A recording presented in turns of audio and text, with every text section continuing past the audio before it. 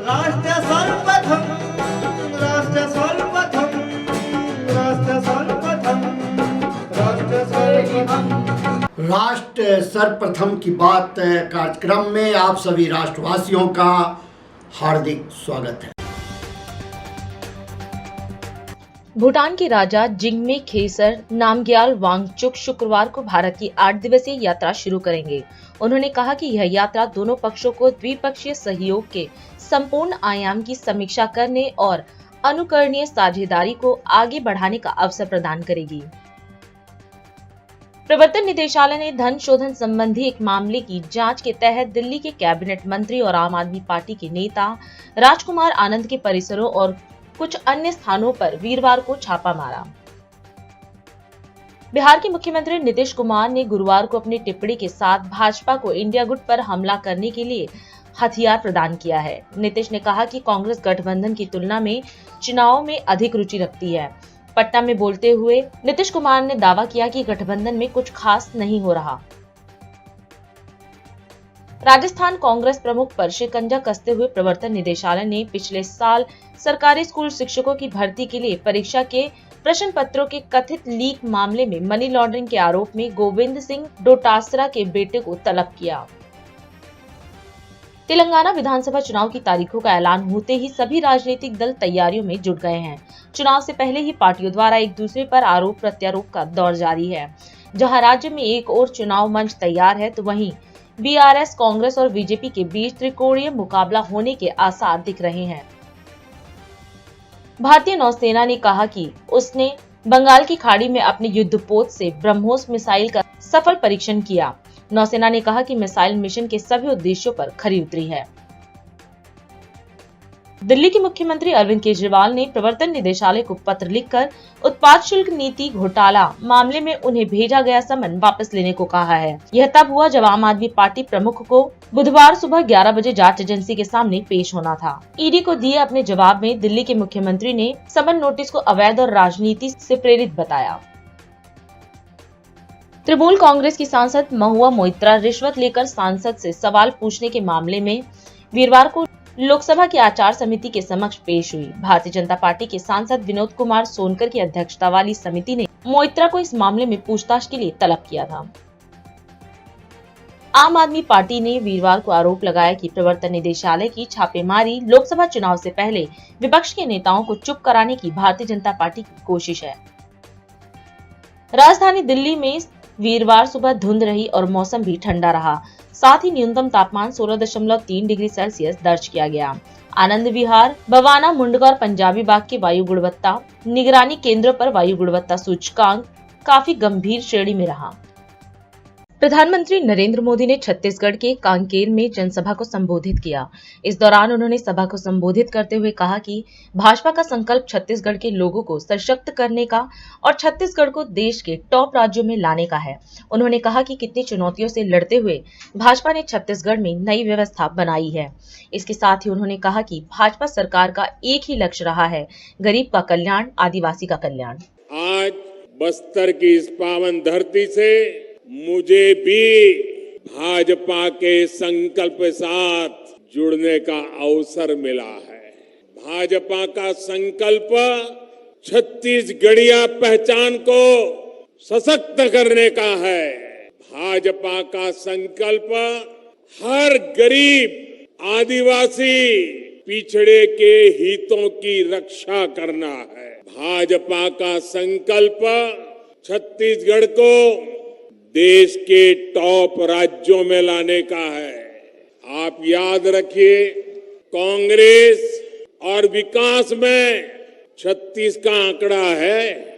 कल ही छत्तीसगढ़ ने अपना स्थापना दिवस मनाया है। छत्तीसगढ़ के लोगों और भाजपा ने साथ मिलकर छत्तीसगढ़ का निर्माण किया।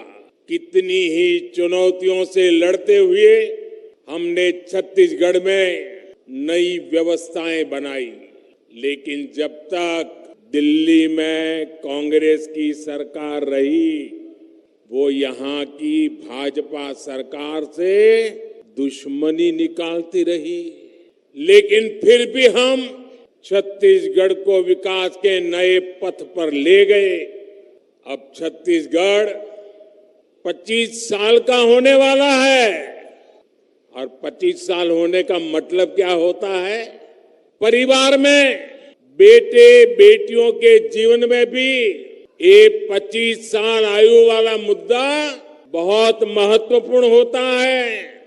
इसलिए ये चुनाव सिर्फ विधायक, मंत्री या मुख्यमंत्री बनाने के लिए नहीं है, बल्कि ये आपके भविष्य, आपके बच्चों के भविष्य का फैसला करने का चुनाव है।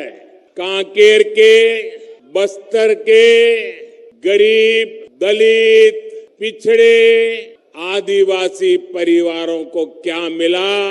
आज पूरा छत्तीसगढ़ कह रहा है, औ नहीं सही वो बदल के रही वो। मेरे परिवारजनों, गरीब की चिंता भाजपा सरकार की प्राथमिकता है। हम आपके वर्तमान और आपके भविष्य दोनों की चिंता करते हैं। इसलिए बीते 9 वर्षों के दौरान केंद्र की भाजपा सरकार ने जो भी योजनाएं बनाई हैं, उनका लक्ष्य एक ही रहा है, गरीब का कल्याण, आदिवासी का कल्याण। झुग्गी झोपड़ी, कच्चे मकान का जीवन कितना कठिन होता है, ये मैं भली भांति जानता हूं। इसलिए हमने गरीबों को पक्के घर की योजना बनाई। मेरे प्यारे भाइयों बहनों, जब गरीब के लिए दिल में दर्द होता है ना, तो काम कैसे होते हैं वह बताता हूं। अभी तक देश भर में 4 करोड़ से अधिक गरीब परिवारों को पक्का घर मिल चुका है। छत्तीसगढ़ के लाखों गरीब परिवारों के लिए भी लाखों घर बनाने तय है। और मैं आपको वादा करता हूं, अब ये मेरा कार्यक्रम मैंने पूरा नहीं किया है। जैसे जैसे परिवार बढ़ते जा रहे हैं, बेटे बेटी अलग रहने जाते हैं, उनको और मकान की जरूरत पड़ती है, ये आपका मोदी उनके लिए भी घर बनाएगा। मैं आज आपको ये वायदा करता हूं, ये मोदी की गारंटी है। छत्तीसगढ़ में भाजपा सरकार बनने के बाद पीएम आवास योजना के काम को और तेज किया जाएगा। यहाँ के हर गरीब को, हमारे आदिवासी भाई बहनों को, पिछड़े परिवारों को, दलित परिवारों को, जिनके पास पक्का घर नहीं है, मोदी की गारंटी है पक्का घर मिलेगा। हरियाणा सरकार के 9 साल पूरे होने पर आयोजित अंत्योदय महासम्मेलन में देश के गृह मंत्री अमित शाह मुख्य अतिथि के तौर पर पहुंचे। इस अवसर पर मुख्यमंत्री मनोहर लाल खट्टर भी मौजूद रहे। अमित शाह ने कार्यक्रम को संबोधित करते हुए कहा कि हरियाणा की भूमि किसानों और वीरों की भूमि है। उन्होंने कहा कि आज 5 अंत्योदय योजनाओं का शुभारंभ किया गया है, जिसमें मुख्यमंत्री तीर्थ यात्रा योजना है, जिसके तहत हरियाणा के 60 वर्ष से अधिक आयु के लोगों को तीर्थ यात्राओं पर भेजा जाएगा। इसके साथ ही अमित शाह ने हरियाणा में मुख्यमंत्री मनोहर लाल खट्टर द्वारा किए गए विकास कार्यों की प्रशंसा की। वहीं कार्यक्रम को संबोधित करते हुए सीएम मनोहर लाल खट्टर ने कहा कि बीजेपी सरकार ने हरियाणा एक, हरियाणवी एक की दिशा में काम किया है। सबसे पहले मैं हरियाणा की इस पावन धरती को प्रणाम करना चाहता हूं और आज तो मैं करनाल आया हूं। महान दानेश्वरी वीर योद्धा, अमर कीर्ति के मालिक कर्णदेव की इस भूमि पर मैं कर्णदेव को याद कर कर प्रणाम सबसे पहले करना चाहता हूं। मित्रों, ये हरियाणा की भूमि किसानों की भूमि है, वीरों की भूमि। देश की सेनाएं और सुरक्षा बलों को सूची को उठाकर देख ले, देश के लिए अपना जान देने वाले लोगों की सूची उठाकर देख ले, तो मेरा हरियाणा पूरे देश में नंबर 1 पर आता है, नंबर 1 पर आता है। यही हरियाणा है जहां गीता को भगवान श्री कृष्ण ने करोड़ों लोगों के कल्याण के लिए उद्घोषित किया।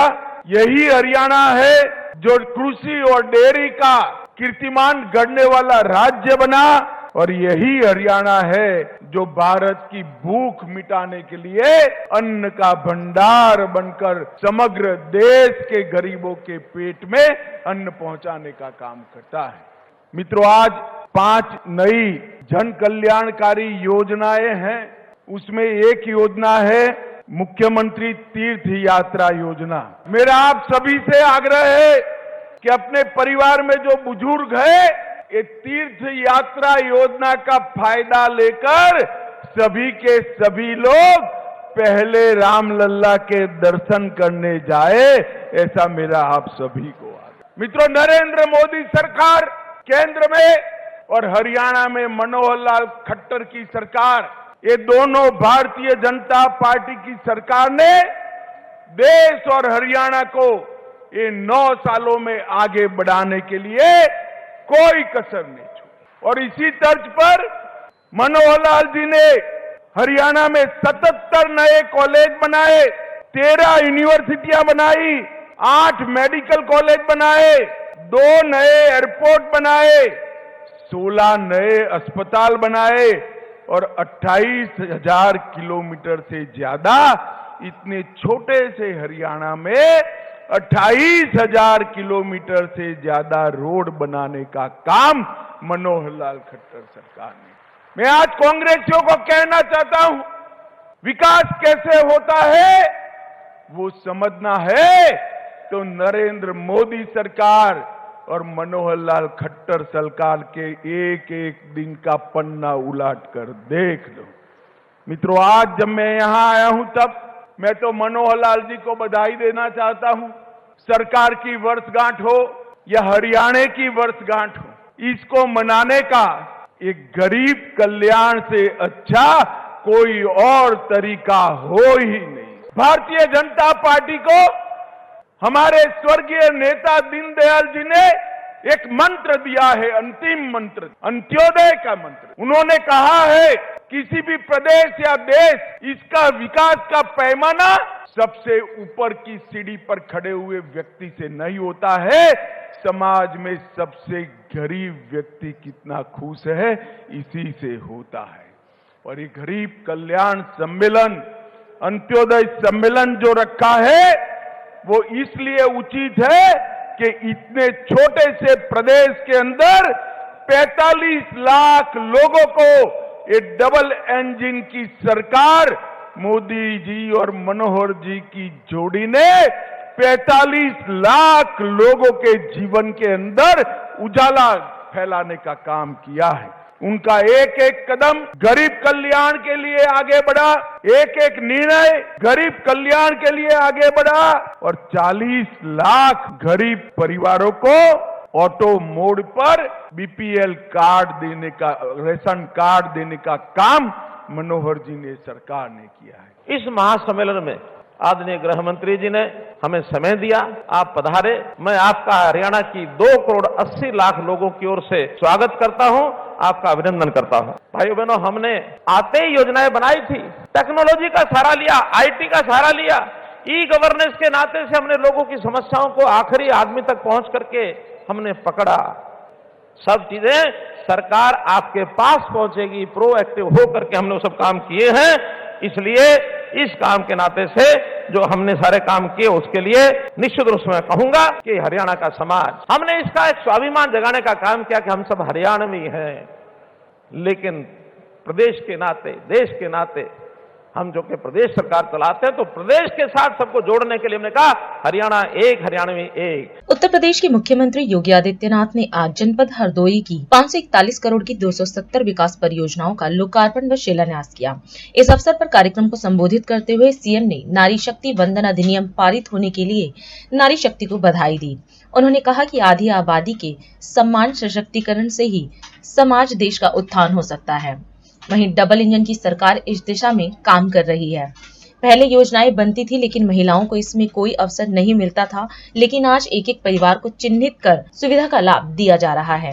आज के इस कार्यक्रम में उपस्थित जनपद हरदोई से जुड़े हुए सभी उपस्थित भाइयों और बहनों, आज यहाँ पर नारी शक्ति वंदन अधिनियम के पारित होने के उपरांत आधी आबादी के अभिनंदन के लिए हम सब यहाँ पर उपस्थित हुए हैं। इस अवसर पर आप लोगों के ही बहाने जनपद हरदोई को 541 करोड़ रुपए की परियोजनाओं का उपहार लोकार्पण और शिलान्यास के रूप में उपलब्ध हो रही है। मंचस्थ अपने माननीय जनप्रतिनिधियों को धन्यवाद देते हुए जनपद हरदोई वासियों को इसके लिए मैं हृदय से बधाई देता हूं।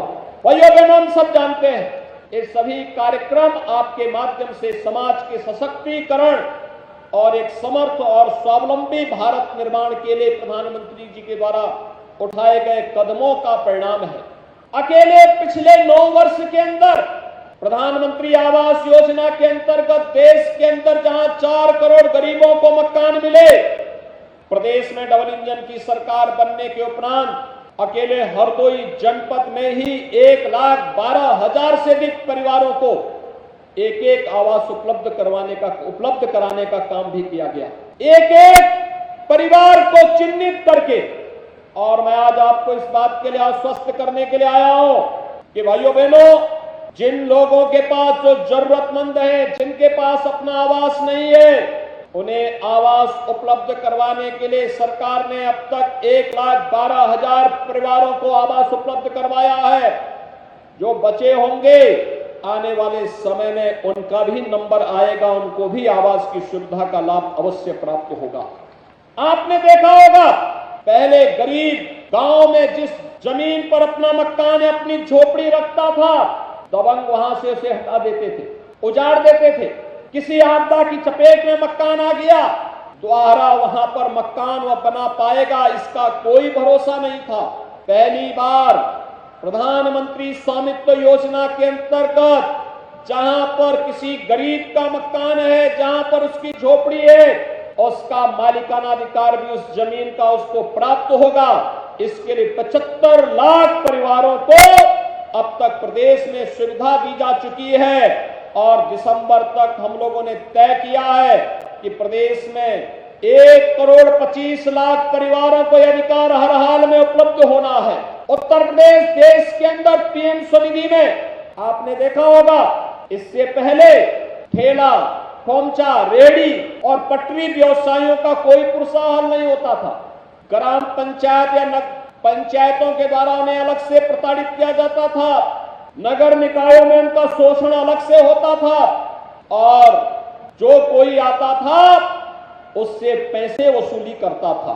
लेकिन भाइयों बहनों, आज पीएम स्वनिधि योजना के अंतर्गत बैंक से उन्हें जोड़ने की कार्रवाई करने के साथ, अगर वह डिजिटल पेमेंट के साथ वह व्यक्ति जुड़ा हुआ है, उसने ट्रेनिंग ले ली है, तो कोई भी पटरी व्यवसायी पीएम स्वनिधि योजना के अंतर्गत ब्याज मुक्त ऋण लेने का अधिकारी बन सकता है और इसके तहत उत्तर प्रदेश के अंदर 14 लाख पटरी व्यवसायी अब तक लाभान्वित हो चुके हैं। प्रधानमंत्री जी ने विधानसभा और संसद में 33% सीटों को महिलाओं के लिए आरक्षित करने का जो एक क्रांतिकारी कदम बढ़ाया है, इसके लिए उनके प्रति आभार और कृतज्ञता ज्ञापित करने और आप सबका अभिनंदन करने के लिए विशेष रूप से मैं यहाँ पर आया हूँ और मुझे प्रसन्नता है।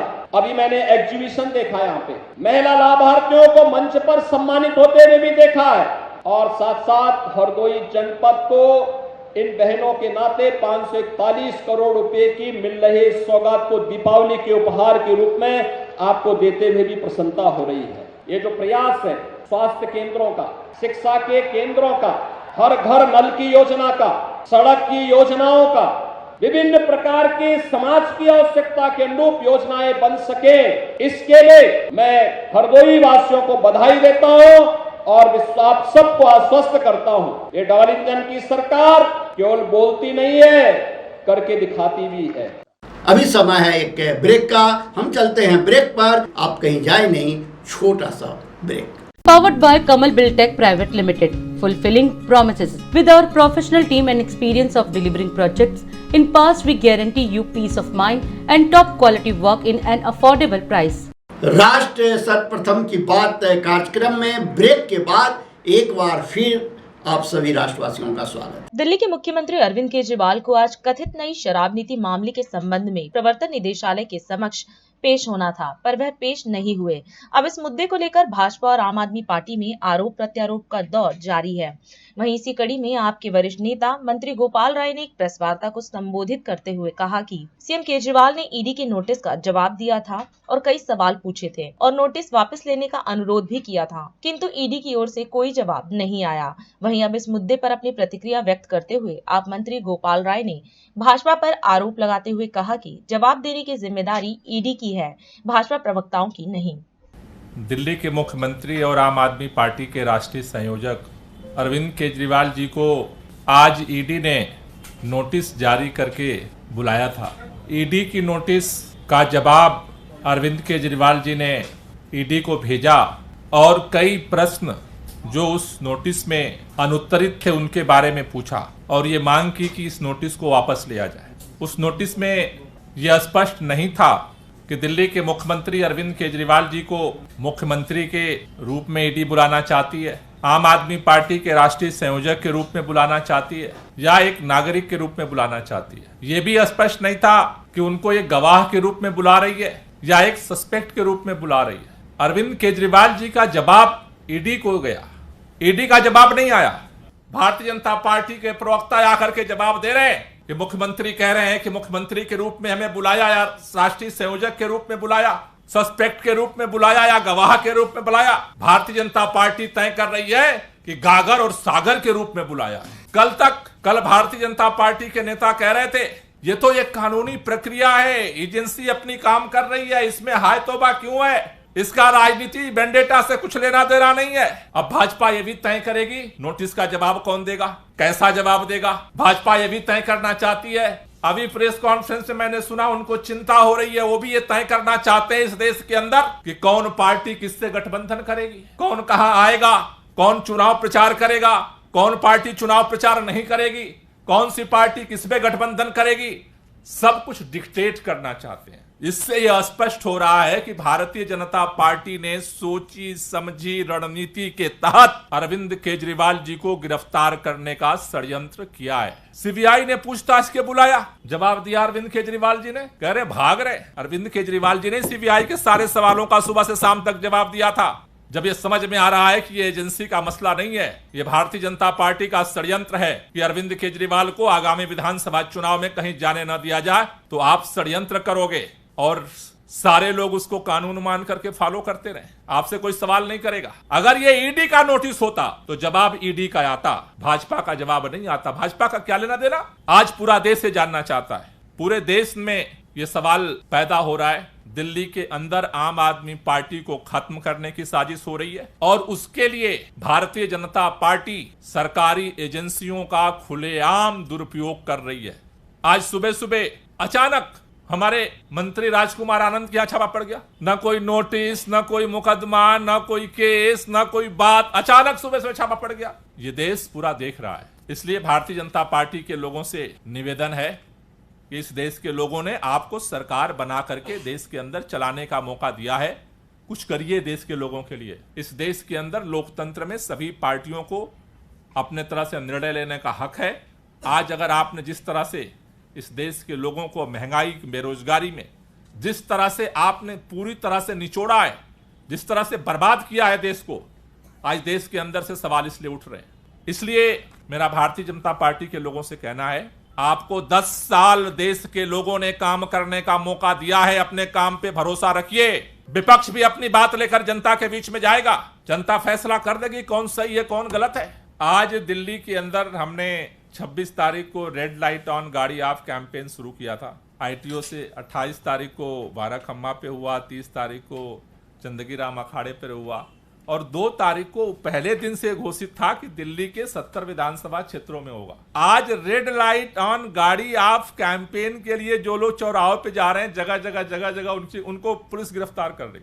अभी हमारे विधायक जनरल सिंह को उन्होंने गिरफ्तार कर लिया, वो रेड लाइट ऑन गाड़ी ऑफ की कैप तख्ती लगाए चौराहे पर खड़े थे। मतलब हद ही हो गई है भाई। छत्तीसगढ़ के बागरे कसार डोंगर गांव में आयोजित आम सभा को मुख्यमंत्री भूपेश बघेल ने इस दौरान उन्होंने कहा कि जो वादे कांग्रेस सरकार करती है उन्हें पूरा करती है।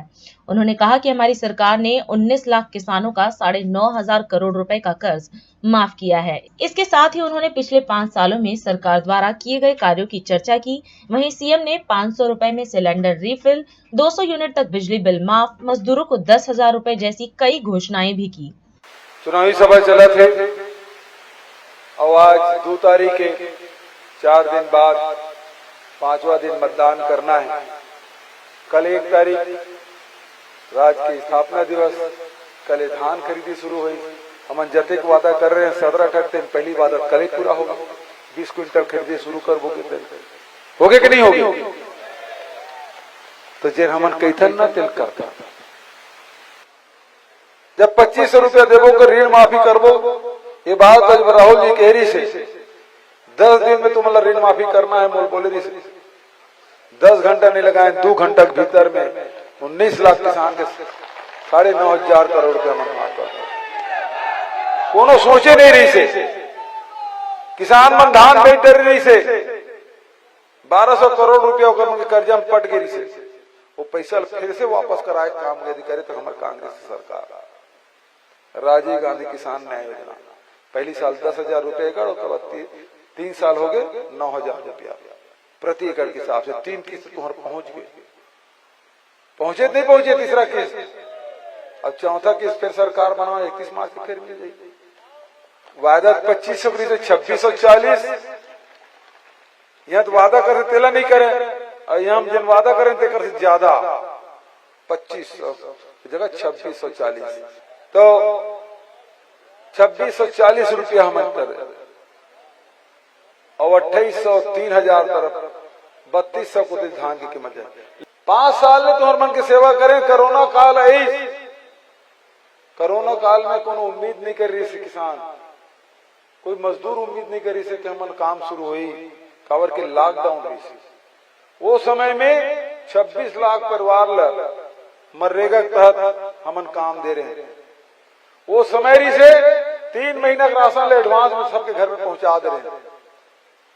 वो समय कोरोना के समय में भी सरकार पीछे नहीं हटी, राशन पहुंचाए, काम करी, रोजगार देख काम करी। दूसर राज्य मन है तो कर्मचारी मन के तनख्वाह 30% कटौती कर रही से, हमार सरकार न कटौती करी बल्कि किसान मन राजीव गांधी की योजना के तहत 1500 पहली दे। तो ये काम हमारे सरकार के द्वारा।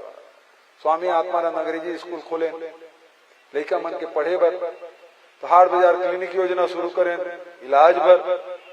हमारे संस्कृति के बारे में तो संस्कृति के क्षेत्र में भी कबू हरेली के कबू तीजा की छुट्टी होती से हमारी सरकार रही तो मनीष विश्व आदिवासी देश में कभी छुट्टी होती से हमारी सरकार रही तो हुई से कबू आदिवासी नृत्य महोत्सव हो रही से देश में का दुनिया में हो रही से बता दो।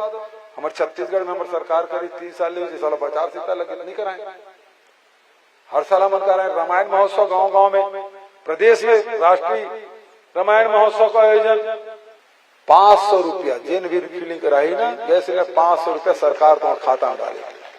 पहले 400 यूनिट तक बिजली बिल आधारित कद को जना समझ नहीं आती, बिजली बिल बढ़े 200 यूनिट तक के कोनो लब बिजली बिल पटाए की जरूरत नहीं है। 200 यूनिट तक जिन गरीब परिवार है कि 7.5 लाख के पहली किस्त पहुंच गई। अब वो इसने 10 लाख परिवार हो, कुल मिला के 17.5 लाख पर आवास बना के मन देबो। जिन मजदूर मन है जो 7,000 रुपया देते रहे साल के, ओला बढ़ा के 10,000 रुपया। तेंदुपत्ता जो संग्रहण करा थे 4,000 प्रति मानक बोरा से पैसा मिलबे करत रहे से, अब हर परिवार ला प्रति वर्ष 4,000 रुपया अतिरिक्त देबो। और महिला स्व सहायता समूह जिन महिला बाल विकास विभाग के जिन लोन ले और सक्षम योजना के तहत जिन लोन ले वो लोन महिला समूह के सब माफ हो। तो वो मन है जिन बड़े आदमी मन के बारे योजना बनाते हैं, हम गांव के गरीब के किसान के मजदूर पर योजना बनाता। और अधिक खबरों के लिए आप हमारे YouTube चैनल दैनिक इंडिया दर्पण को अभी सब्सक्राइब करें और नोटिफिकेशन के लिए बेल आइकन को प्रेस करना ना भूलें। आज हम इस कार्यक्रम में आपसे विदा लेते हैं। आप अन्य खबरों के लिए बने रहे। राष्ट्र सर्वप्रथम, वंदे मातरम, जाग उठा है भारत। राष्ट्र सर्वप्रथम, राष्ट्र सर्वप्रथम, राष्ट्र सर्वप्रथम, राष्ट्र सर्वप्रथम।